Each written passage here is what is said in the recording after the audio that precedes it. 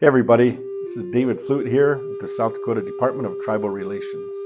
For this week's Tribal Tuesday, I'd like to share a little bit of knowledge about the teepee, the, the place of dwelling that our people use to traverse across the Great Plains.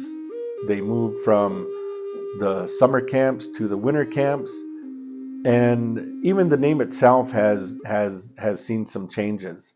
In the ancient way, the old language, as I call it, Tiaksha, was the way we didn't say teepee a long time ago. We said Tiaksha, Tiaksha, and that's the place where you had set up your camp. That's the place where you set up your dwelling. And and as time evolved, our language evolved to where it became known as teepee. And so we could break down both parts of the word, but I'm not going to get into that today. But the Tiekja was a place where we set up our dwelling, and it was the dwelling itself that we now more commonly refer to as teepee. There were different hides that were used for the winter months. They used a lot of the buffalo hides.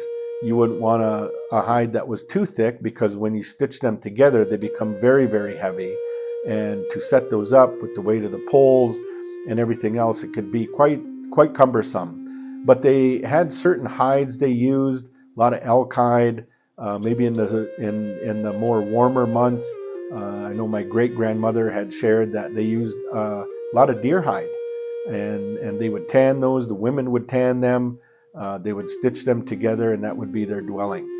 And so that's how the teepee came about, and it is very geometric when you look at it. It's really fascinating to take a look, and I'd encourage anybody, if they're going to a powwow or some event where you do see a teepee, uh, be kind and courteous, and ask the owner or the person who has the teepee set up if they might be able to share some information and the stories that they might have heard of how the teepee was constructed, what different poles they used.